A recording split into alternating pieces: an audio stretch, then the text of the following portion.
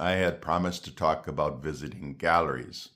And I'm not talking about visiting galleries during the opening. I'm talking about visiting galleries after the opening, which is often the best time to visit a gallery, especially if you're a young artist and want to get yourself known.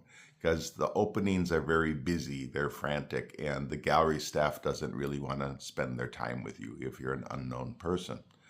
But if you go to the gallery during a show, not at the opening, but during the show, dress up a little nice. You don't have to look like a fashion model. Just dress a little nice. Don't carry a backpack. You're not going to school.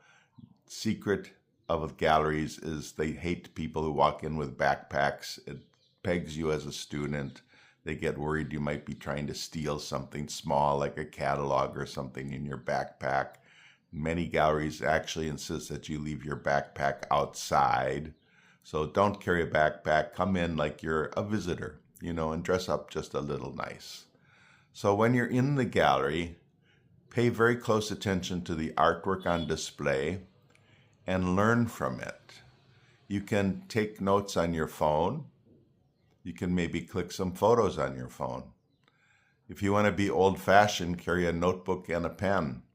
Scribble some notes in your pen as you're looking at the art, and don't do it just as a performance, though it is a bit of a performance, but do it because you're really trying to learn.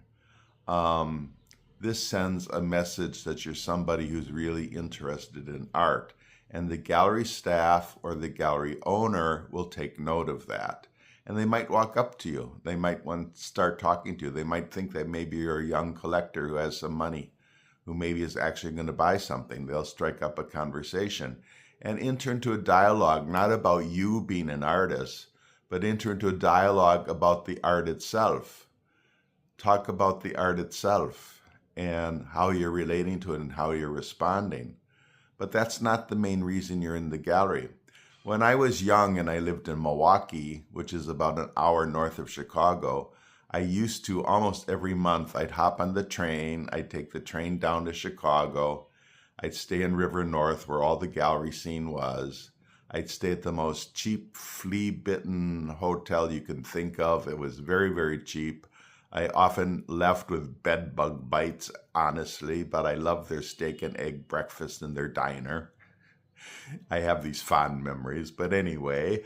But I would hit all of the galleries in River North. I literally hit all of them. And I would view the galleries very intently. And what was I learning? I was learning about the different mediums that artists were using currently. I was using about what subject matter they were addressing. I was learning about their composition. I was learning about their handling of materials. It was a huge learning process for me because, once again, I didn't go to art school. I learned through observation. And even if you went to art school, you can still learn through observation. The other thing I learned was curation. By visiting so many exhibitions and galleries, I learned how exhibitions were curated, how artworks were displayed. I learned how wall text would read, where the wall text would be placed. I learned about catalogs. Generally don't ask for a catalog unless you're seriously planning to take it home and read it, because I know galleries don't print many catalogs and they're rather shy about giving them away because they have limited supply. So only ask for a catalog if you're truly interested in the work and you really want to take it home and read the catalog and learn about it. But anyway, this is a process of self-education, which is a wonderful way to self-educate. And you learn, like I learned in Chicago, I learned about who the Chicago artists were, who were the prominent Chicago artists. I learned about international artists. I remember going to see an exhibition at I think it was the Thomas Gray Gallery, which was up on the top of the John Hancock building. And I saw a marvelous Picasso show there, which for the first time made me really realize what a genius Picasso was, because when I could be actually in front, this far away from a Picasso painting, right with my nose up against it almost.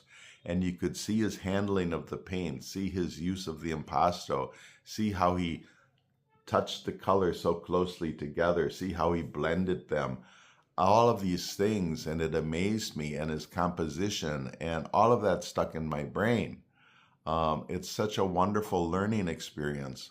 But the main thing is you're establishing your presence in the gallery scene. And if you want to be picked up and represented by a gallery, it's good to let the gallery see you, and not just see you at the opening, not just think you're coming for the free food and the free drinks and the party, but that you're actually coming to learn and observe.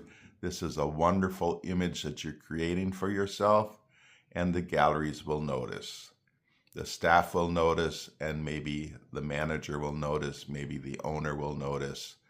It's also a good way to get connected with artists who are already showing in those galleries. You learn what galleries show what artists, what type of work is handled by what galleries, and you start to get a sense of what galleries might be a good fit for you.